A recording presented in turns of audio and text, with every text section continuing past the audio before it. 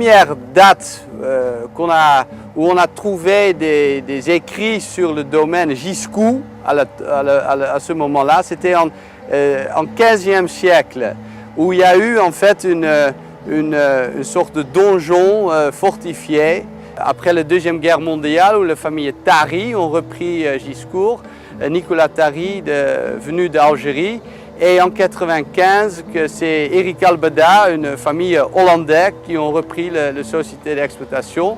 Et c'est là-bas où notre histoire commence vraiment, où on a mis toute notre passion et des savoir-faire dans le vignoble pour essayer de faire le meilleur vin possible.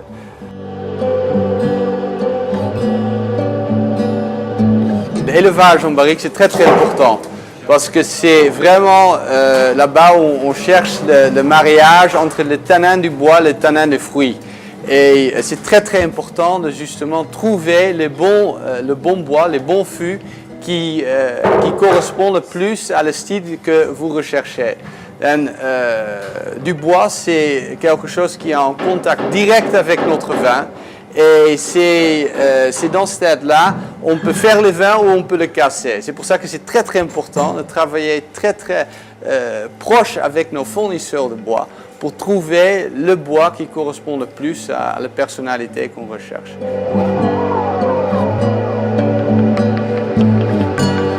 J'ai choisi Giscourt 2000 parce que c'était pour nous un millésime où tous les efforts qu'on a arrivé à Giscourt en 1995 se sont en fait jumelés. Ce qui était très important, en fait, dès qu'on est arrivé en 1995, on a fait une énorme recomplantation de environ 52 hectares qui ont amené en fait de complanter 130 000 pieds de vigne.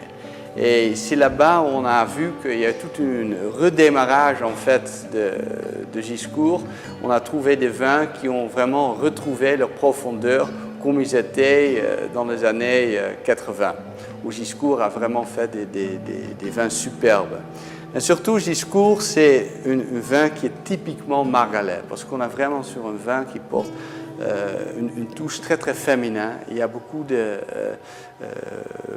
d'élégance et surtout avec une superbe définition. Et on essaie vraiment de travailler tout en dentelle.